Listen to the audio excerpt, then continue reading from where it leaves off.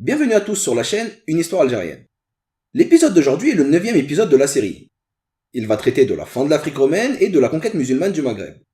Comme vous le savez, c'est une période charnière dans l'histoire du pays. Ce qui s'est passé dans cette période a bouleversé la société, à tous les niveaux. La religion, la langue, les rapports sociaux et même l'identité des gens. Ça va donc être un épisode très particulier, et je vous dois quelques explications avant de commencer. L'épisode va durer plus longtemps que les autres. On va revenir en détail sur tous les événements et on va tout remettre dans le contexte. On va parler de ce qui s'est passé en Afrique, mais aussi dans l'Empire romain et dans la péninsule arabique. Pour commencer, on va présenter la situation de l'Afrique romaine au début du 7e siècle. Ensuite, on ira en Arabie et on décrira en détail les débuts de l'islam. Et enfin, on parlera de la conquête musulmane du Maghreb et de la fin de la domination romaine. Il faut savoir que les événements dont on va parler aujourd'hui ont été traités par un très grand nombre d'auteurs. Des auteurs qui viennent de pays et d'époques très différentes. Chacun de ces auteurs a sa propre version des événements, et il y a parfois des petites contradictions entre elles. Les sources les plus anciennes qui parlent de la conquête du Maghreb datent des années 850, c'est-à-dire 2 siècles après les faits. Pour vous donner une idée, un auteur de l'an 850 qui raconte la conquête du Maghreb, c'est comme si un auteur de 2019 racontait la conquête française de l'Algérie. Et là, ce sont les sources les plus anciennes, c'est-à-dire les plus proches des événements. Pour les sources classiques les plus tardives, les écrits datent parfois de 7 siècles après les événements. Et paradoxalement, ce sont les sources tardives qui sont les plus célèbres et les plus répandues, alors qu'elles ne sont pas forcément les plus fiables. Tous ces auteurs ont fait un travail remarquable, un travail de recherche et de compilation des sources. Mais voilà, les récits sont toujours un peu modifiés avec le temps. Et ça, ils y peuvent pas grand chose. Donc on ne manque pas de respect à leur travail, mais on doit quand même garder ça en tête quand on veut connaître la réalité des événements. Comme chaque auteur avait une version un peu différente, alors j'ai diversifié les sources. Pour écrire cet épisode, je me suis basé sur 6 grandes sources, 3 du 9e siècle et 3 plus tardives. Lorsque les versions se contredisent, j'essaie de privilégier la source la plus ancienne. Et lorsque certaines versions que j'estime fausses sont très célèbres, je vous les présenterai quand même et je vous expliquerai pourquoi je les trouve fausses. Je vous donnerai mon opinion et je vous laisse vous faire la vôtre. On pourra ensuite en discuter dans les commentaires. Voilà, donc certains passages de cet épisode risquent d'être un peu fastidieux, mais c'est une période fondatrice et donc c'est important d'être exhaustif. Et puis bon, c'est un épisode qui a été passionnant à écrire et j'espère qu'il sera aussi passionnant à suivre. Allez, je vous souhaite à tous un bon épisode.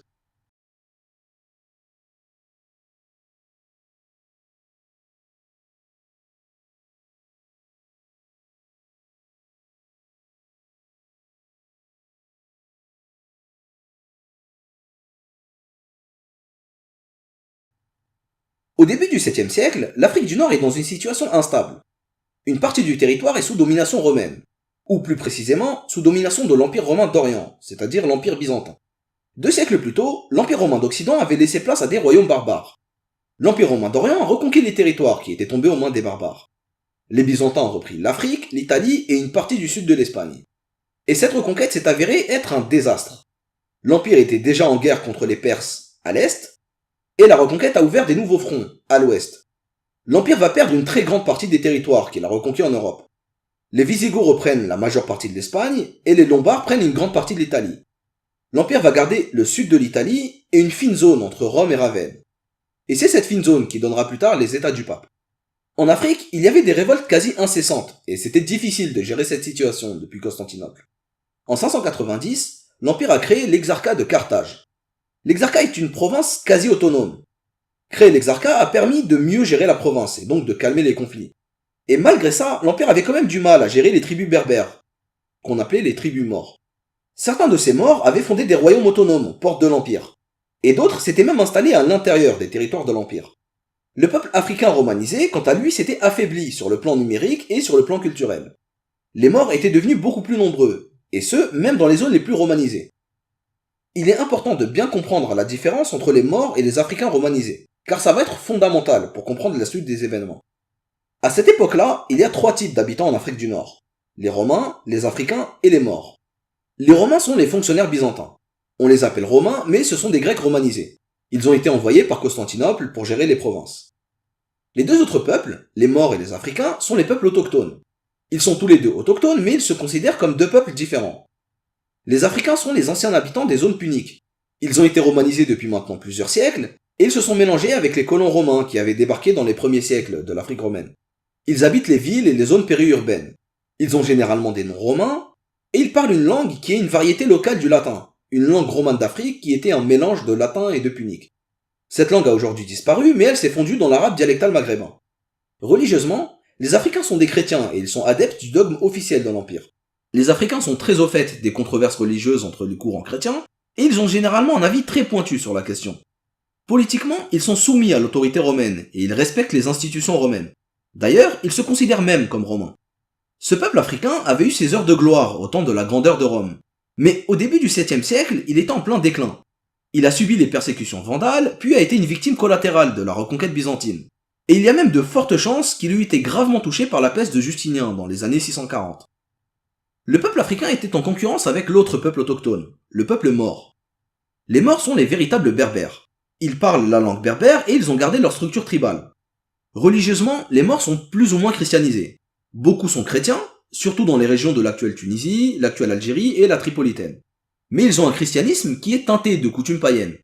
Et d'autres sont complètement païens, en particulier ceux du désert et de l'actuel Maroc, qui ont très peu connu la romanisation. On l'a dit, les Maures ont gardé leur structure tribale. Chez eux, le pouvoir ne vient pas des institutions de la ville, mais des rapports de force entre les tribus. Et c'est ça qui fait leur force. C'est ce qui va leur permettre de survivre au déclin et à la chute des différents empires, et de garder leur culture à travers le temps. Les Africains et les Maures ont le même sang, si on peut se permettre cette expression.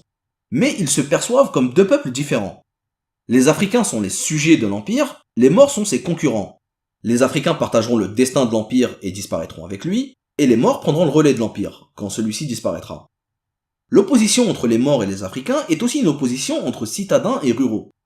Le pouvoir de l'État vient des villes, car c'est là où sont les institutions. Donc la culture urbaine est dominante lorsque l'État est dominant. Quand l'État romain était fort, la culture des Africains romanisés était dominante. Mais quand l'État romain a décliné, la culture des Africains romanisés a décliné. Le pouvoir romain qui venait des villes perdait de sa force. Et le pouvoir venait de plus en plus des campagnes et des rapports de force entre tribus. Et comme la culture berbère vient des campagnes, alors elle va ressurgir et devenir la culture dominante. Et c'est fondamental de comprendre ça pour comprendre la culture très particulière du Maghreb. Au Maghreb, il y a toujours eu deux mondes. Un monde des villes et un monde des campagnes. Et ces deux mondes ont entraîné une double culture, et donc une double identité au peuple de la région. Berbère et phénicienne autrefois, berbère et romaine à l'heure où on parle, et berbère et arabe plus tard. Et bien justement, parlons-en des Arabes. À cette période-là de l'histoire, l'événement le plus déterminant pour le destin de notre pays aura lieu à des milliers de kilomètres de nos frontières. En 610, quelque part dans le désert d'Arabie, le prophète Muhammad sallallahu alayhi wa sallam reçoit la révélation, et il va commencer à prêcher l'islam dans sa tribu. Muhammad est le membre d'une tribu arabe qui s'appelle la tribu de Quraysh. Les Quraysh habitent dans les environs de la Mecque, une cité commerciale dans laquelle passaient des caravanes qui allaient du Yémen au Levant. L'Arabie est une vaste région, avec un grand désert au centre, et des zones un peu plus urbanisées aux extrémités. Au sud, le Yémen, et au nord, le Levant et la Mésopotamie. Le monde arabe de cette époque est proche des deux empires, l'Empire romain et l'Empire perse. Et il y avait quelques influences culturelles. Il y avait des communautés chrétiennes, juives et zoroastriennes. Mais, dans le désert d'Arabie, la plupart des Arabes étaient polythéistes. La Mecque abrite la Kaaba, un monument qui a été construit autrefois par le prophète Abraham, Ibrahim alayhi salam, mais qui depuis quelques siècles est devenu un lieu de culte polythéiste. La tribu de Quraysh était une tribu guerrière et marchande. Elle était divisée en plusieurs branches, et ces branches-là étaient plus ou moins rivales. La branche à laquelle appartenait le prophète était la branche des Banu Hashim. Les Banu Hashim avaient le rôle de gardiens de la Kaaba. Ils n'étaient pas les dirigeants de la Mecque, mais ils étaient quand même respectés par les autres branches. Et le prophète grandit dans ce contexte. Il est orphelin de père et de mère. Il est élevé par son grand-père Abd al-Muttalib, puis par son oncle Abu Talib. En 610, à l'âge de 40 ans, il reçoit la visite de l'ange Gabriel qui lui révèle les premiers versets du Coran, l'existence du Dieu unique et sa mission de prophète. Et prêcher l'islam n'allait pas être une chose facile. La tribu de Quraysh était polythéiste, et les dirigeants de Quraysh lui en voulaient beaucoup de perturber leur religion. La Mecque abrite la Kaaba. Elle attirait des Arabes polythéistes de partout, et il ne fallait pas froisser leur religion. Donc, les leaders de la tribu de Quraysh ne voulaient pas entendre parler de monothéisme. Pendant les premières années, le nombre de musulmans est extrêmement bas. 5 ans après la révélation, les musulmans ne sont même pas une centaine. Le prophète doit son salut à la protection de son oncle, Abu Talib. Abu Talib était le leader des Banu Hashim, et il était respecté par tous les autres Quraysh. Par respect pour lui, les dirigeants de Quraysh ne voulaient pas tuer son neveu. Mais Abu Talib va mourir en 619. À partir de là, les temps vont devenir difficiles pour le prophète. Le leadership des Banu Hashim revient à son autre oncle, Abu Lahab. Et contrairement à Abu Talib, Abu Lahab ne supporte pas son neveu. Il le bannit du clan des Banu Hashim. Dans la société des Arabes de l'époque, bannir quelqu'un du clan, signifiait que n'importe qui peut le tuer gratuitement, et que le clan ne demandera pas justice. Le prophète est donc à la merci du premier venu. Les quelques musulmans vont constituer une garde rapprochée autour du prophète pour assurer sa protection. Mais la Mecque devient vraiment trop dangereuse, et les musulmans vont chercher protection ailleurs. Ils sont accueillis par la ville de Yathrib. C'est la ville de Médine. Le voyage des musulmans à Médine est ce que l'on appelle la hijra, l'hégire. Et ça va être le point de départ du calendrier musulman, le calendrier hégirien. À Médine, les Mécois et les Médinois vont cohabiter. Les Mécois émigrés sont les muhajiroun, les voyageurs, et les Médinois sont les ansar, les protecteurs. Ensemble, ils vont former la Ummah, la communauté des croyants. Et c'est le premier micro-État musulman. Des batailles vont avoir lieu entre les Mécois musulmans émigrés à Médine et les Mécois polythéistes restés à la Mecque. 3 grandes batailles auront lieu entre 624 et 627. La bataille de Badr, la bataille de Uhud et la bataille du Fossé. La première est une victoire des musulmans, la seconde est une victoire des polythéistes, et la troisième était plutôt indécise. Les Mécois avaient tenté d'assiéger Médine, ils ont campé 20 jours devant la ville, mais ils n'ont pas réussi à la prendre et sont donc repartis. Suite à ça, une trêve est conclue entre les musulmans et les polythéistes. Les musulmans sont autorisés à revenir visiter la Mecque. Bon, ils n'ont toujours pas le droit d'accéder à la Kaaba, mais c'est un bon début. Pendant cette période de trêve, le nombre de musulmans va continuer à augmenter, et de nombreux Mécois se convertissent à l'islam. En 630, une des tribus alliées de Quraysh brise la trêve et agresse une tribu alliée des musulmans. Les musulmans sont cette fois suffisamment nombreux pour définitivement mettre fin au conflit. Quelques jours plus tard, une armée de musulmans marche sur la Mecque, pacifiquement. Pacifiquement, mais armés quand même, on sait jamais. Et les Quraysh ne résistent même pas, les musulmans récupèrent la Kaaba, et la Mecque devient le point de départ de l'expansion de l'islam. Les musulmans envoient des émissaires aux royaumes voisins pour les appeler à l'islam. Ils envoient des émissaires au Yémen, en Égypte, à Oman, en Syrie, à Bahreïn, en Abyssinie, mais aussi à l'Empire perse et à l'Empire romain. Et l'islam gagne rapidement tout le désert d'Arabie. Mais le prophète meurt subitement en 632, à l'âge de 63 ans. La mort du prophète a eu l'effet d'un séisme sur la communauté des musulmans. Le prophète incarnait l'unité religieuse, mais aussi politique et militaire de la Ummah. Sa disparition a laissé place à l'anarchie et aux anciennes rivalités tribales. Et de nombreuses personnes ont voulu avoir le commandement de la Ummah. Certains ont quitté l'islam et se sont constitués en groupes isolés, et d'autres se sont même autoproclamés nouveaux prophètes. La situation est anarchique. Et une poignée de proches du prophète va prendre la situation en main. Ils vont organiser un vote, en petit comité, pour désigner ce qu'on appelle le calife, c'est-à-dire le successeur du prophète. Et celui qui est désigné calife s'appelle Abu Bakr as-Siddiq, radiyallahu anhu. Abu Bakr est un compagnon très proche du prophète. Il a fait partie des tout premiers convertis. Il a été considéré par le comité comme l'un des plus à même de conserver l'unité de la Ummah. Abu Bakr a lancé les premières expéditions vers la Syrie et la Mésopotamie. Mais son califat est très court. Il meurt en août 634, 2 ans à peine après le début de son mandat. Un peu avant sa mort, Abu Bakr avait nommé son successeur, Omar ibn al-Khattab, radiyallahu anhu. Omar est lui aussi un compagnon du prophète. Sa conversion a été un peu plus tardive que celle d'Abu Bakr, mais il a été un membre très actif de la communauté musulmane. Il avait une très forte personnalité et c'était un leader d'opinion dans la communauté. C'est par exemple lui qui a proposé la première élection pour le calife. Et il a été le bras droit d'Abu Bakr. Donc c'est tout naturellement que Abu Bakr l'a désigné comme successeur. Omar va faire évoluer l'État musulman. Il va consolider la structure politique de l'islam. Sous son mandat, le califat devient un véritable État qui gère des musulmans et des non-musulmans. Omar va par exemple généraliser le paiement de l'impôt et de la zakat. Il va faire de nombreuses réformes pour structurer l'État. Et il va aussi étendre le territoire du califat. C'est sous le califat de Omar que va vraiment commencer l'expansion de l'islam hors d'Arabie. Omar va s'attaquer à 2 empires en même temps, l'empire romain et l'empire perse. Ces 2 empires sont essoufflés par les guerres interminables qu'ils ont menées l'un contre l'autre, et ils vont tous les deux être submergés par les armées musulmanes. En 4 ans à peine, les armées musulmanes vont conquérir la Syrie, la Palestine et l'Irak, qui était une partie très importante de l'empire perse. L'empire perse a perdu sa capitale, Ctésiphon. C'est un empire à l'agonie, et il ne lui reste plus que quelques années à vivre. Les musulmans ont conquis l'Irak, qui appartenait à l'empire perse, et ils y ont fondé leur nouvelle capitale, Koufa. Quant à l'empire romain, il a perdu ses territoires en Syrie et en Palestine, et la Syrie deviendra une province très importante du califat. Et Omar y installe un personnage très particulier au poste de gouverneur. Il s'appelle Muawiyah ibn Abi Sufyan, du clan des Banu Umayya. Retenez bien son nom, on va en parler plus tard. On a dit que les musulmans ont pris la Syrie et la Palestine à l'empire romain, mais il y a une autre province romaine qui les intéresse. L'Égypte. L'Égypte est une province très peuplée et très importante pour l'empire romain. En 639, Omar envoie le général Amr ibn al-As conquérir l'Égypte. Amr ibn al-As mettra 2 ans à soumettre la province d'Égypte. Il prend Alexandrie, qui est la capitale de la province romaine, mais les Byzantins la récupèrent. Alors Amr décide de fonder une nouvelle capitale en Égypte, Phostate, qui deviendra plus tard la ville du Caire. Et c'est à partir de cette ville de Phostate que se jouera le destin du Maghreb. Toutes les expéditions vers le Maghreb seront menées par le gouverneur d'Égypte. Amr ibn al-As va lancer des expéditions vers la Cyrénaïque et la Tripolitaine. Ces deux régions étaient très peu protégées par les Romains, et il réussit à les prendre facilement. Ce sont les premières incursions des musulmans dans le Maghreb. Là-bas vont avoir lieu les premières conversions, et les premiers Maghrébins à se convertir sont les Louata, les fameux Laguatanes du désert libyen qui s'étaient révoltés contre l'Empire byzantin. Le général Amr ibn al-As comptait entrer en Afrique et conquérir Carthage, mais le calife Omar lui a ordonné d'arrêter sa progression. Tout d'abord, il restait le bastion d'Alexandrie, qu'il fallait reprendre aux Romains. Mais surtout, le calife Omar ne voyait pas d'un bon œil une guerre en Afrique.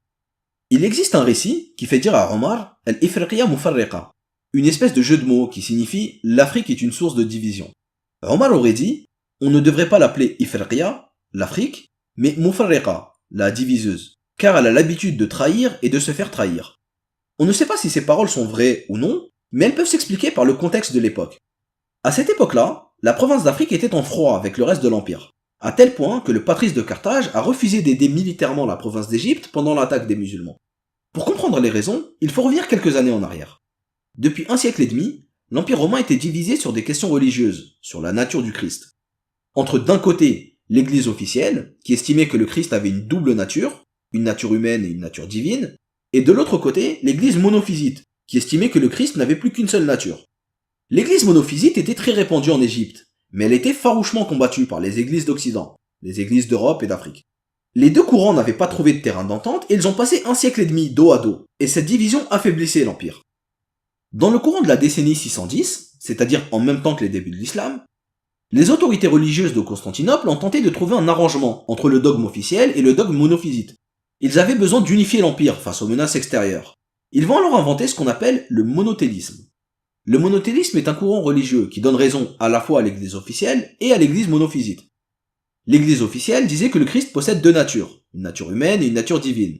Et l'église monophysite disait que le Christ n'avait plus qu'une seule nature. La nouvelle église monothéliste va dire que le Christ a deux natures, mais qu'il n'a qu'une seule volonté.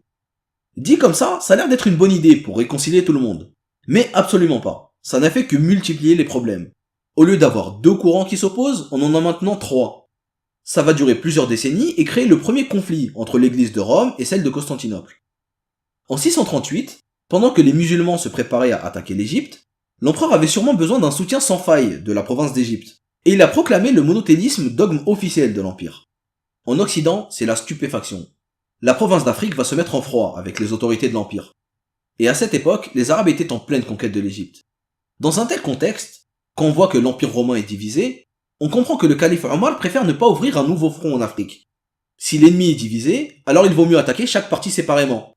Amr ibn al-As est donc prié de laisser l'Afrique tranquille et de se concentrer sur l'Égypte. Mais ces opérations vont s'arrêter brusquement, à cause d'un événement inattendu. Un matin de novembre 644, pendant le mois du pèlerinage, le calife Omar est poignardé, en pleine prière. Il est assassiné. Le commanditaire de l'assassinat s'appelle Piruz Abu Lu'lu'a. C'est un Perse qui vivait à Médine. Ses motivations sont restées floues, on ne sait pas vraiment pourquoi il a tué Omar. Mais on suppose qu'il l'avait tué pour se venger de la conquête de la Perse. Ou du moins, c'est ce que les compagnons de Omar ont pensé. Ils ont pensé à un complot des Perses de Médine. Sur son lit de mort, Omar a demandé à réunir un comité de 6 personnes. 6 personnes qu'il estimait de confiance. Il leur a demandé de se réunir et de délibérer pour choisir parmi eux le futur calife. Et le nouveau calife que le comité a désigné s'appelle Uthman ibn Affan, radiyallahu anhu. Uthman est un membre des Banu Umayya, la branche la plus puissante des Quraysh. Les Banu Umayya avaient farouchement combattu le prophète à ses débuts. Mais pas Uthman. Uthman s'était converti assez tôt. Sous le mandat de Uthman, l'expansion de l'islam va continuer. En Perse, en Arménie, mais aussi, et c'est ce qui va nous intéresser, au Maghreb. À la mort de Omar, l'Égypte était conquise, mais il restait un bastion byzantin à Alexandrie. Amr ibn al-As avait poussé jusqu'à Tripoli, mais Omar lui a interdit d'aller plus loin. Uthman va retirer le gouvernorat d'Égypte à Amr ibn al-As, et il va nommer un de ses proches comme nouveau gouverneur d'Égypte. Abdallah ibn Sa'd. Abdallah ibn Sa'd va conquérir Alexandrie en 646 et finir la conquête de l'Égypte. Du côté romain, les tensions religieuses entre la province d'Afrique et le reste de l'Empire sont à leur comble. En 646, alors que les Byzantins demandaient une aide militaire à Carthage pour défendre Alexandrie, le patrice de Carthage a décidé de prendre son indépendance. Et il y a plusieurs manières d'interpréter ça. Est-ce que le patrice Grégoire s'est vraiment détaché de l'Empire pour des raisons religieuses? Ou est-ce qu'il avait juste peur d'être le prochain sur la liste des provinces romaines à conquérir, et il s'est détaché en prétextant un différend religieux? Ou bien encore, est-ce qu'il s'est détaché pour des raisons fiscales? Lorsque l'Empire a perdu le Levant et l'Égypte, l'Afrique était devenue la dernière grande province à supporter l'effort de guerre. Le patrice a peut-être préféré arrêter de payer l'impôt et garder l'argent pour entretenir sa propre armée tout seul. Toujours est-il que c'était une stratégie perdante. Le calife Omar avait interdit de s'attaquer à l'Afrique, mais le nouveau calife Othman n'est pas de cet avis. Un an à peine après avoir conquis Alexandrie, Abdallah ibn Saad sera envoyé en Afrique byzantine. Il ne part qu'avec 20 000 hommes. Il ne comptait pas conquérir l'Afrique avec si peu d'hommes. Tout ce qu'il voulait, c'était prendre du butin pour financer une expédition plus nombreuse plus tard. Le patrice comprend qu'il est menacé. Il joue le tout pour le tout et il part à leur rencontre, accompagné de 70 000 hommes. Ça sera la bataille de Soufoutella. Les deux généraux, le patrice Grégoire et Abdallah ibn Saad, savent que la bataille de Soufoutella sera une bataille déterminante. Le patrice Grégoire promet à quiconque tuerait Abdallah ibn Saad 100 000 pièces d'argent et la main de sa fille. Abdallah ibn Saad, quant à lui, promet à quiconque tuerait Grégoire 100 000 pièces d'argent et la main de la fille de Grégoire. Et l'heureux futur mari de la fille de Grégoire est arabe. La bataille est un désastre pour les Byzantins. Ils étaient beaucoup plus nombreux, mais ils ont été pris au piège par des embuscades. Grégoire meurt au combat et l'armée byzantine est anéantie. La bataille de Soufoutella, entre les Arabes et les Byzantins, est la bataille la plus déterminante de toute l'histoire de la conquête. L'Afrique n'est pas conquise, mais elle est à la merci des Arabes. Et sa conquête n'est maintenant plus qu'une question de temps. La mort de Grégoire a entraîné une longue période de chaos en Afrique. Les Arabes mettent à sac la province. Ils pillent les villes, ils prennent du butin et ils partent avec un grand nombre d'esclaves. Au bout de 15 mois d'anarchie, un accord est conclu. Les Arabes repartent, mais un tribut annuel va leur être versé. L'Afrique n'est donc pas conquise, mais fortement affaiblie. Et elle revient à l'Empire. Et son indépendance aura duré 2 ans. Quand l'empereur récupère la province d'Afrique, il envoie un exarque un peu plus fidèle à l'Empire. Le patrice Gennadius. Gennadius est fidèle à l'Empire, mais il est aussi à la merci des Arabes. Il paye l'impôt à Constantinople, mais aussi le tribut aux musulmans d'Égypte. Et la pression fiscale devient encore plus forte sur les Africains. Mais l'Empire aura un peu de répit. Dans le monde musulman, une série d'événements va gravement troubler le califat et ralentir les conquêtes. Durant son mandat, Othman a fait de nombreux mécontents. Il a nommé des membres de sa famille un peu partout, et ces derniers étaient devenus très impopulaires. En Égypte, par exemple, Abdallah ibn Saad avait fortement augmenté le niveau des impôts, tout en augmentant sa fortune personnelle. Et malgré ça, Othman l'a maintenu à son poste. Ça a entraîné des mécontentements et le calife Othman s'est fait assassiner. À partir de là, le califat est en danger. Mais cette fois-ci, personne ne veut en prendre la tête. Le comité de nomination des califes cherche un homme qui pourrait être légitime aux yeux du peuple. Et un homme apparaît capable de jouer ce rôle. Ali ibn Abi Talib, radiyallahu anhu. Ali est le petit cousin du prophète. Il est le fils de Abu Talib, l'oncle qui avait protégé le prophète quand il était à la Mecque. Le prophète et Ali étaient très proches. Ils ont vécu dans la même maison et ils ont toujours eu une relation très forte. Ali était l'un des tout premiers musulmans. D'ailleurs, Ali avait des partisans de longue date. Des gens qui voyaient en lui le successeur légitime du prophète. Ce groupe de gens s'appelle Shi'at Ali, le groupe de Ali.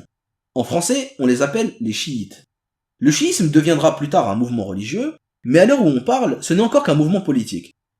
Ali a pris ses fonctions de calife, et le premier problème qui s'est posé à lui est de savoir quel sort réserver aux assassins de Othman. Certaines personnes voulaient que Othman soit vengé dans le sang, et Ali préférait plutôt temporiser pour calmer les mécontentements. Des bruits ont commencé à courir et Ali s'est fait accuser de complicité avec les assassins. Et ça va entraîner le premier conflit armé entre musulmans. C'est ce qu'on appelle en islam la fitna. La première bataille aura lieu en 656. C'est la bataille du chameau. Ali arrive à la mater facilement et à écarter les rebelles. Mais l'année d'après, les choses deviennent beaucoup plus sérieuses. Un homme va entrer en scène. Le fameux Muawiyah ibn Abi Sufyan, le gouverneur de Syrie dont on avait parlé tout à l'heure. Muawiyah était de la branche des Banu Umayya. C'est le cousin de Othman. Il a décidé d'envoyer une armée contre Ali pour venger son cousin, et accessoirement pour devenir calife. La bataille entre Ali et Muawiyah aura lieu à Siffin, près de Raqqa, en Syrie. Et cette fois-ci, l'issue est plus indécise. Après une longue guerre d'opposition, les deux factions acceptent un semblant de traité de paix. En fait, ils vont demander à des gens, plus ou moins neutres, de faire un arbitrage entre Ali et Muawiyah, pour savoir à qui devait revenir le califat. Parmi les chiites, certains sont outrés que Ali accepte l'arbitrage. Ils vont se détacher de Ali et devenir ses plus grands ennemis. On appellera ces gens les Khawarij, c'est-à-dire ceux qui sont sortis du rang. En français, on les appelle les Kharijites. Et d'autres personnes vont rejoindre les Khawarij. Des gens qui étaient tout simplement contre la fitna et qui ne voulaient ni Ali ni Muawiyah. Les Khawarij vont s'opposer à Ali, à Muawiyah et à tous ceux qui ont pris part au conflit ou participé à l'arbitrage. En 661, ils vont tenter un triple assassinat. Ils vont tenter d'assassiner Ali, Muawiyah et Amr ibn al-As qui avaient organisé l'arbitrage. et seul Ali sera tué. Les autres vont survivre. Quand Ali meurt, le siège du califat reste vide, et c'est Muawiyah qui prend sa place. Et Muawiyah va changer le fonctionnement du califat. On a vu que les 4 premiers califes avaient été élus par un comité de nomination, un comité qui se réunissait pour choisir la personne la plus apte à assumer ce mandat. À partir de Muawiyah, ça ne sera plus le cas. Muawiyah va tout simplement transmettre le califat à son fils. Ça va devenir un califat héréditaire. Muawiyah faisait partie de la famille des Banu Umayya, donc la dynastie qu'il va fonder va porter ce nom, les Banu Umayya. En français, on les appelle les Omeyyades. Avant d'être calife, Muawiyah était gouverneur de Damas. C'est donc tout naturellement qu'il transfère la capitale du califat dans sa ville, à Damas. Et Muawiyah va redémarrer l'expansion de l'islam. Il va attaquer l'empire byzantin sur 2 fronts, l'Anatolie et l'Afrique. En Égypte, Muawiyah va renommer son ami, Amr ibn al-As, au poste de gouverneur. Amr décidera de vraiment conquérir le Maghreb, et non plus de se contenter de prendre du butin et de percevoir un tribut. Et pour accomplir cette tâche, il enverra son neveu, Uqba ibn Nafa. Amr meurt 1 an après cette décision, mais Uqba continuera quand même. Et conquérir l'Afrique n'est pas une chose facile. Uqba va y aller méthodiquement. Il va avancer petit à petit et construire des bases avancées un peu partout pour asseoir sa présence et lancer des assauts. Avant d'entrer dans la province d'Afrique proprement dite, il fait des incursions dans le désert du Fezzan, le désert au sud de Tripoli. Il construit une base militaire à Radames et il cherche à rallier la population locale. En Anatolie par contre, les attaques des Arabes sont plus franches. L'empereur byzantin, Constant, se sent menacé et il fuit loin des Arabes. Il va s'installer en Sicile, à Syracuse. La Sicile, c'est loin de Damas, mais c'est très proche de Carthage. L'empereur va donc pouvoir solliciter plus facilement l'exarque de Carthage, le patrice Gennadius. L'empereur Constant demande à Gennadius de participer à l'effort de guerre encore plus qu'avant. C'est-à-dire, pour parler simplement, de donner plus d'argent pour défendre Constantinople. Sauf que cette fois-ci, Carthage est elle-même menacée par les incursions arabes, et Gennadius a besoin de son argent pour entretenir son armée et défendre sa province. Et en plus, le peuple d'Afrique est étouffé par les impôts. Rien ne va plus pour les Byzantins. L'empereur et l'exarque de Carthage sont en conflit ouvert. Gennadius refuse de payer l'impôt et il fait sécession avec l'Empire. Lui aussi va vouloir prendre son indépendance. Mais cette fois-ci, l'empereur ne lui laisse pas le temps. Il va envoyer un jeune général pour organiser une révolte militaire et déloger Gennadius. Et Gennadius va fuir à Damas, chez son pire ennemi, chez le calife Muawiyah. Gennadius va demander à Muawiyah la protection et une aide pour reprendre Carthage. Et il n'en fallait pas plus pour le calife. Muawiyah accepte, gentiment, et il envoie des troupes en Afrique. Il fait accompagner Gennadius par un général qui s'appelle Muawiyah ibn Hudayj.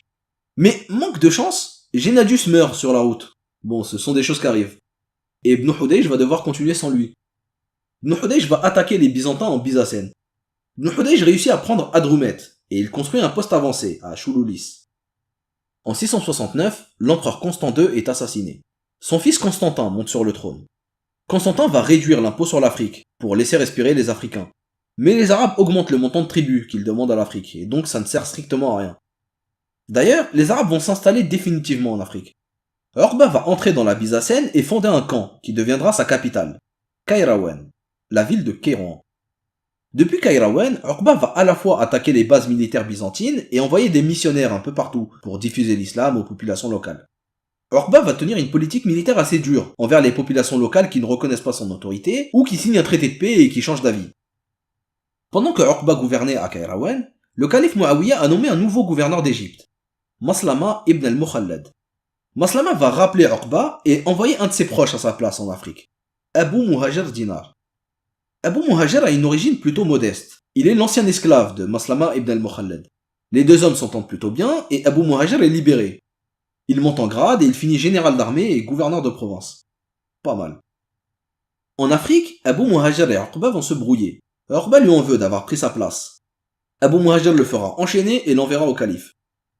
Abu Muhajir va tenir une politique différente de celle de Uqba. Il sera beaucoup plus conciliant avec les populations locales.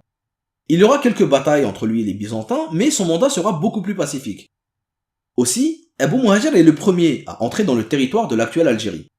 Jusque-là, les Arabes s'étaient cantonnés à la Libye, puis à la Byzacène et à la région de Carthage. Abu Muhajir va pousser vers l'ouest. Selon certains historiens, il aurait été jusqu'à la région de Tlemcen. Mais ces récits sont tardifs. Et en réalité, nous ne sommes pas sûrs qu'il ait dépassé ces tifs. Ce que l'on sait par contre, c'est qu'il a fondé la première mosquée de Numidie, la mosquée de Mila. Sous son mandat, il y a eu des conversions de berbères de Numidie et probablement des alliances avec les tribus berbères. Mais 5 ans après l'arrivée d'Abu Muhajir, des nouveaux événements vont perturber le califat. Le calife Muawiyah meurt, et son fils Yazid lui succède. Yazid est un personnage très dur, et c'est le moins qu'on puisse dire. Au début de son règne, il y a eu de grandes révoltes, car beaucoup n'acceptaient pas le principe du pouvoir héréditaire. Et Yazid a réprimé ces révoltes dans le sang. En Afrique, Yazid a révoqué Abu Muhajir et il a renommé Uqba à sa place. Et Uqba va retourner en Afrique avec un esprit revanchard. Il va prendre sa revanche sur Abu Muhajir et tenir une politique militaire très agressive. Uqba va combattre les Byzantins en Numidie, et les premiers combats ont lieu dans les Aurès. Les Aurès sont une chaîne de montagnes, ils sont habités par des tribus berbères, mais ils ont toujours abrité l'armée romaine. Les Byzantins y avaient construit de nombreuses forteresses. Uqba fera donc face à des coalitions de soldats byzantins et de tribus berbères. Au début, ces coalitions sont dirigées par des Byzantins, mais petit à petit ce sont les Berbères qui prennent le commandement. La première bataille est la bataille de Baraï, et la coalition repousse Uqba. Mais Uqba va réussir à renverser la vapeur et à battre la coalition. Il décide de pousser vers l'ouest et il réalise une expédition légendaire. On dit qu'il est parti jusqu'à Tanger, qu'il aurait combattu les Byzantins là-bas, puis qu'il serait descendu dans le Souss, c'est-à-dire le sud du Maroc, jusqu'à l'Atlantique. Uqba aurait soumis tout le monde sur sa route avant de revenir un an plus tard à Biskra. Bon, ce récit fait partie de la légende d'Uqba, et tous les chroniqueurs en ont parlé, des plus récents jusqu'aux plus anciens. Mais c'est un récit qui est un peu invraisemblable. Si on en croit ce récit, Uqba aurait fait environ 5000 km dans un environnement hostile en un an à peine. Et en plus de ça, il n'a pas vraiment de détails à raconter. Dans les récits anciens, il n'y a aucun détail sur toute cette fantastique expédition. Et dans les récits tardifs, il y a des détails très poussés, mais avec des grosses incohérences. Certains auteurs modernes ont proposé une explication pour ça. Selon eux, ce récit est peut-être né d'une faute de retranscription dans les tout premiers manuscrits, entre la ville de Tanja et celle de Tobna, qui s'écrivent presque pareil en arabe. Tobna était une ville à la frontière entre l'ancienne Numidie et l'ancienne Mauritanie. De deux choses l'une. Soit les récits sont vrais, et Uqba serait vraiment parti jusqu'au Maroc, et ça signifierait qu'il y avait très peu de résistance. Soit les récits sont faux, et Uqba serait juste parti à Tobna, qui était la ville de résidence du duc d'Afrique, puis qu'il aurait tourné autour de l'actuelle Algérie centrale, avant de revenir un peu en arrière vers les Aurès. À titre personnel, je ne pense pas que Uqba ait vu l'Atlantique. Il faut savoir que parmi tous les généraux qui sont venus au Maghreb, Uqba est celui qui a laissé la plus grande descendance. Et en plus, c'est le fondateur de Kairouan. À l'heure des premières chroniques, c'est-à-dire dans les années 850, la famille de Uqba était une grande famille très influente au Maghreb. Et je pense qu'ils ont un petit peu exagéré les exploits de leur grand-père. C'est toujours un peu plus glorieux de dire que c'est lui qui a conquis tout le Maghreb. Quoi qu'il en soit, à son retour dans les Aurès, Uqba sera confronté à un personnage resté très célèbre, Koseila. Le personnage de Koseila a fait couler beaucoup d'encre. Beaucoup de choses se sont dites sur lui. À commencer par son prénom. Le nom de Koseila a été présenté uniquement en langue arabe. Il a été écrit avec les lettres Kef, Sin, Ya, Lem, Ta. Et donc il peut être prononcé Koseila ou Kassila ou Kousila. Certains pensent que la retranscription arabe est très différente du vrai prénom. Au début du XXe siècle, il y a une théorie développée par un auteur français qui s'appelle Charles-Emmanuel Dufour. Cette théorie dit que puisque Koseila était chrétien, il aurait dû avoir un prénom chrétien, et que donc son vrai prénom devait être quelque chose comme Cécilius. Et il y a une théorie très récente qui dit que le prénom Koseila n'est pas un prénom berbère, et que le vrai prénom serait Axel ou Axil. Ces deux hypothèses sont très répandues, et c'est d'ailleurs pour ça que j'en parle. Mais en réalité, ni l'une ni l'autre n'est vraisemblable. Koseila était décrit par les Arabes comme un berbère, et non pas comme un Africain ou un Romain. Il y avait des soldats romains dans son armée, mais ça reste un roi berbère. Dans le siècle précédent, les rois morts dont parlaient les auteurs grecs avaient tous des prénoms berbères. Aucun d'entre eux n'avait de prénom chrétien. On peut imaginer que les Arabes ont mal retranscrit des prénoms chrétiens, mais il n'y a aucune raison de penser que les Grecs aient mal retranscrit des prénoms chrétiens eux aussi. S'ils en avaient vu, ils auraient su les reconnaître. Les rois berbères avaient des prénoms berbères, et il n'y a aucune raison que Koseila fasse exception. Et quant à la thèse sur Exil, elle ne repose sur strictement rien de concret. À vrai dire, je ne sais même pas qui l'a présenté en premier. J'ai cherché, et les sources les plus anciennes que j'ai trouvées sont des blogs internet du début des années 2000, qui disaient que le vrai prénom de Koseila était Exil et que ça signifiait léopard ou guépard. Mais ils ne donnaient aucune source. Cette hypothèse est complètement farfelue. Koseila, c'est bel et bien un prénom berbère qui était connu de l'époque. Un siècle plus tôt, il y avait un roi qui s'appelait Cousina, c'est-à-dire quasiment le même prénom. Si les Grecs et les Arabes ont rencontré deux personnes qui portaient quasiment le même prénom, il n'y a aucune raison de penser que les Grecs et les Arabes se soient trompés de la même manière. Aujourd'hui, pour une raison que j'ignore, on lit ce nom de Exil partout, à tel point que c'est en train de devenir quasiment le prénom officiel du personnage. Mais voilà. Si vous voyez ce nom de Exil et qu'on vous dit que c'est le vrai nom du personnage, sachez que la source c'est un blog internet des années 2000. Aucun historien n'a jamais écrit ce nom nulle part. Son vrai prénom c'est Koseila, ou à la limite Kusila ou Kassila. Mais ce n'est ni Cécilius ni Axel. Parlons de son origine maintenant. Il y a deux théories. Une qui dit qu'il vient de la région de Tlemcen, et l'autre qui dit qu'il vient de l'Est algérien. Les thèses qui affirment qu'il serait Tlemceni se basent sur les écrits tardifs. Des écrits qui disent que Orkba l'aurait rencontré dans la région de Tlemcen, et qu'ensuite Koseila se serait enfui vers Biskra. Mais les écrits des premiers chroniqueurs disent que Orkba l'aurait rencontré directement dans les Aurès. À titre personnel, je donne plus de crédit aux écrits anciens, car ils sont plus proches des événements. Et en plus, je pense que Orkba n'a jamais été à Tlemcen. Tout porte à croire que Koseila était un roi des Aurès, ou à la limite du Hodna. Le troisième grand débat concerne sa religion. Certains le décrivent comme un roi chrétien, et d'autres disent qu'il était polythéiste, puis qu'il s'est converti à l'islam du temps d'Abu Muhajar, avant d'apostasier du temps de Orkba. Il existe des récits qui disent que Orkba l'avait humilié et que donc Koseila a quitté l'islam et a combattu Orkba pour ça. Ce sont des histoires très célèbres et vous les avez peut-être déjà entendues. Mais là aussi, ce sont des histoires qui ne sont relatées que par les écrits tardifs et qui sont totalement absentes des écrits anciens. Dans les écrits anciens, Koseila était juste un roi chrétien, du début à la fin. Toutes les histoires autour de sa conversion à l'islam et de son apostasie ont l'air fausses. Par contre, tout laisse à croire que Koseila était resté pacifique du temps d'Abu Muhajar, car Abu Muhajar avait une politique plus diplomatique, et qu'il est entré en conflit avec Orkba, car Orkba avait une politique plus militaire et plus agressive. La bataille entre Orkba et Koseila aura lieu près de Biskra, et c'est Koseila qui sort vainqueur de la bataille. Orkba meurt au combat. Koseila va remonter vers le nord et marcher sur Kairouan.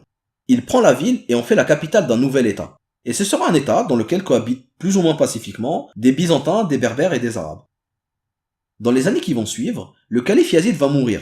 Ça va entraîner des grands troubles dans le califat et ça va laisser du répit à Koseila. La situation de l'empire omeyyade est au plus bas.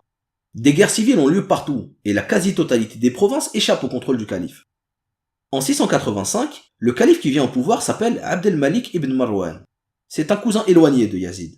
Quand il accède au trône, le califat ne contrôle plus que la région de Syrie et de Palestine. Abdelmalik va devoir mater une grande rébellion dans le Hijaz, puis conquérir l'Égypte et l'Irak. Il faudra attendre 688 pour qu'il finisse de reconsolider son empire et envoyer des troupes en Afrique. Il envoie un général qui s'appelle Zuhair ben Qais, avec une armée d'Arabes et de Berbères libyens. Et Zuhair va battre Koseila. Il récupère Kairouan.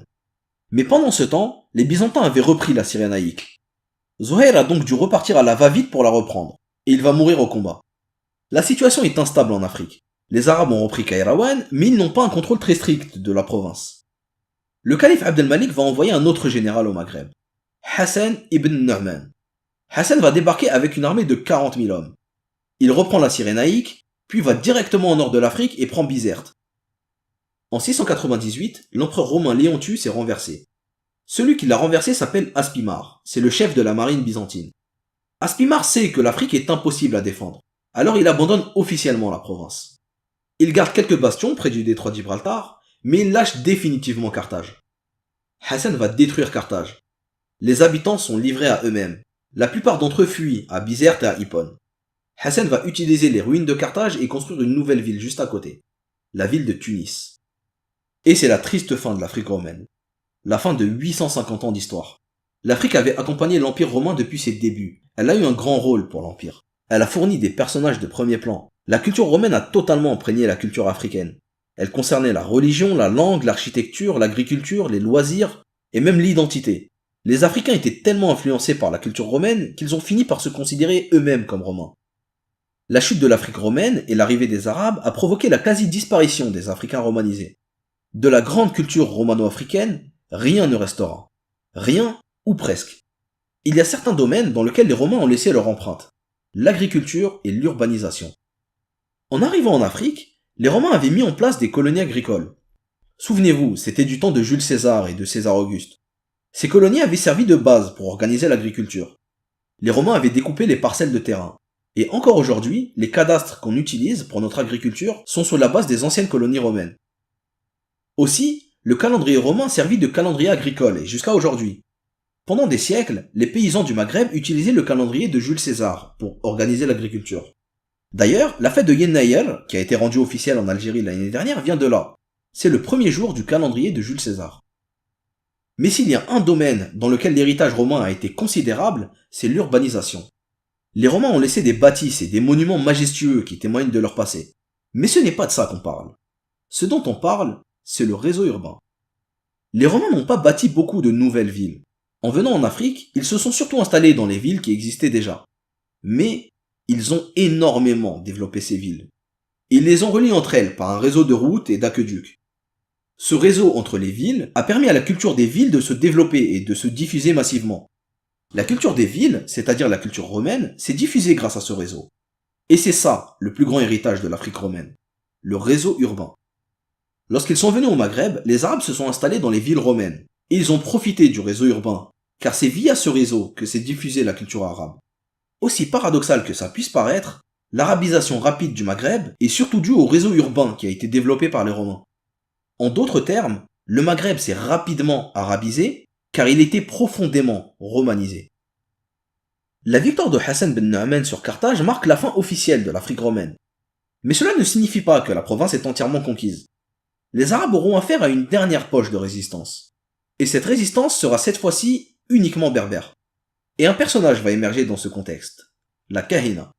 La Kahina est un personnage très particulier. Les femmes chefs de guerre sont très rares dans l'histoire de l'humanité, et la Kahina en fait partie. Mais qui est la Kahina? D'abord, son vrai nom n'est pas la Kahina, mais Dihya. Le mot Kahina est son titre. Kahina signifie prêtresse. Elle était le chef de la tribu des Jarawa dans les Aurès. Elle avait un rôle militaire mais aussi un rôle religieux. Certains pensent que le surnom Kahina lui a été donné par les Arabes.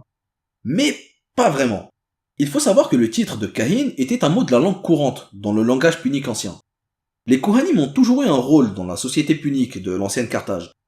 Et comme on le sait, les cultures berbères et puniques se sont mélangées à force de cohabiter, surtout dans l'est du Maghreb. Les historiens n'étaient pas d'accord sur sa religion. Certains la présentent comme une juive et d'autres la présentent comme une chrétienne. Je ne pense pas qu'on puisse avoir de certitude là-dessus. Le christianisme était très répandu chez les berbères et il y a toujours eu des communautés juives.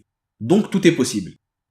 Par contre, ce dont on peut être sûr, c'est qu'elle avait probablement une religion monothéiste mais teintée de coutumes païennes. Un peu comme l'islam maghrébin des campagnes d'il y a quelques siècles.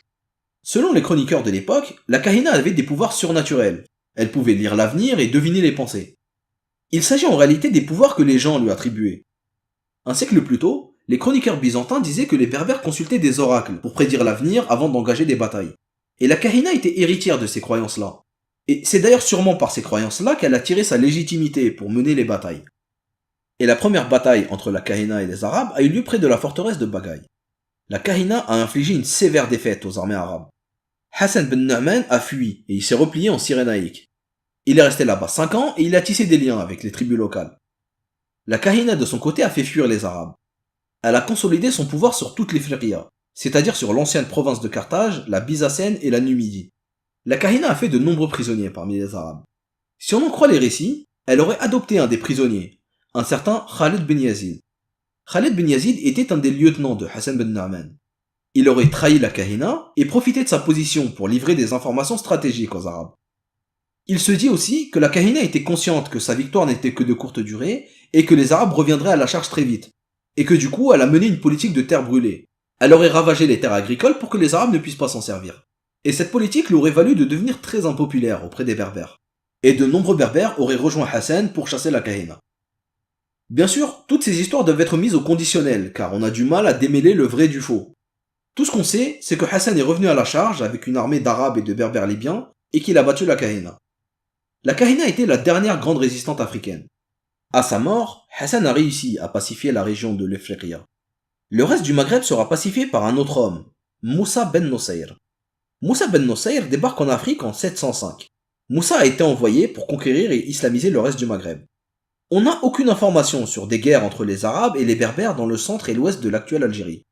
Tout ce qu'on sait, c'est que Moussa ben Nusayr est parti faire la guerre au dernier rescapé byzantin au nord de l'actuel Maroc, et qu'il a ensuite poussé vers le sud, en faisant face à une résistance assez faible. Le fait qu'on n'ait aucune information sur des guerres entre Moussa ben Nusayr et les Berbères du centre et de l'ouest algérien laisse planer le mystère. Et il y a plusieurs hypothèses. Soit ces guerres ont eu lieu, mais les chroniqueurs n'ont pas jugé utile de s'attarder là-dessus, soit des guerres ont eu lieu du temps de Orba, pendant son fameux périple, et ça signifierait que la région a été islamisée à l'époque de Orba, soit ces guerres n'ont jamais eu lieu, et toutes ces régions ont été islamisées de manière différente, peut-être un peu plus lentement. Et c'est cette hypothèse qui me paraît être la plus plausible. D'abord car si des guerres avaient eu lieu, les chroniqueurs en auraient parlé, et que je ne crois pas au périple de Urbain. Et surtout car les Arabes semblaient être concentrés sur les guerres contre les Byzantins, et contre les Berbères alliés des Byzantins, comme Kosseila. C'est pour ça que Moussa a dû partir directement à Tanger, sans s'attarder sur les royaumes berbères. La plupart des batailles qui ont été relatées par les historiens ont eu lieu dans les zones contrôlées par les Byzantins, et quasiment jamais dans les royaumes berbères indépendants. Et justement, ces royaumes indépendants accueilleront plus tard les premières communautés musulmanes khawarij et chiites du Maghreb. Et on peut penser que si les communautés khawarij se sont fixées là, c'est que ces régions n'étaient pas vraiment contrôlées par le califat. Mais on verra ça plus tard. Revenons à Moussa ben Nusayr. Moussa a fini de conquérir le Maghreb. Il a pris Tanger, qui était la dernière grande ville byzantine, et Ceuta, qui était devenu un bastion wisigoth. Après avoir pris Ceuta, Moussa ben Nusayr ira combattre les Visigoths sur leur terre, en Espagne. En 711, il va aller conquérir l'Espagne en compagnie d'un de ses plus célèbres lieutenants, Tariq ibn Ziyad. Tariq ibn Ziyad est un berbère, probablement issu de la tribu des Ulhassa, dans les Aurès. Il est le principal artisan de la conquête musulmane de l'Espagne. Il laissera d'ailleurs son nom au détroit entre l'Afrique et l'Europe. Le détroit qui s'appelait jusque-là les colonnes d'Hercule sera connu sous le nom de Jebel Tariq, la montagne de Tariq, Gibraltar. À partir du 8e siècle, le front entre l'islam et la chrétienté est en Espagne. Le destin des trois peuples qui vivaient en Afrique du Nord a été différent. Les Byzantins et les Africains ont disparu, et ils se sont fondus dans la nouvelle société arabe. Comme ils vivaient surtout autour des villes et que les Arabes se sont installés dans les villes, la culture romaine s'est vite fait remplacer par la culture arabe, et les anciens Africains romanisés sont devenus des Arabes.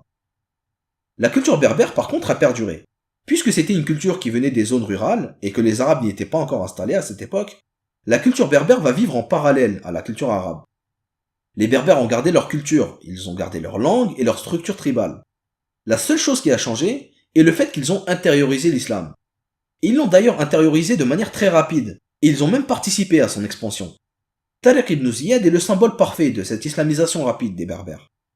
Au moment où Tariq traversait le détroit, il existait toujours des communautés chrétiennes, juives et païennes au Maghreb, mais la quasi-totalité de l'Afrique du Nord était devenue fidèle à l'islam. Par contre, il existait des conflits avec le pouvoir du califat omeyyade, qui menait une politique injuste et parfois même raciste à l'égard des populations berbères. Et cette situation n'était pas acceptée par les Berbères. Les Berbères vont se détourner du califat omeyyade et adhérer à d'autres branches de l'islam, des branches qui sont contre le califat, le kharijisme. Les Berbères vont se révolter et former de véritables royaumes musulmans indépendants. Mais on verra tout ça au prochain épisode. Voilà, c'est la fin de cet épisode. C'était un épisode très long et je vous remercie beaucoup de l'avoir suivi. J'espère qu'il vous a plu. Je vous laisse en description les sources que j'ai utilisées pour l'écrire et je vous invite à apporter vos remarques en commentaire. Je pense qu'il pourrait y avoir des discussions très intéressantes. Voilà, je vous dis au revoir et je vous donne rendez-vous au prochain épisode. Un épisode d'un peu plus court cette fois-ci, et on parlera des premières révoltes berbères, du califat abbasside et des premiers royaumes indépendants.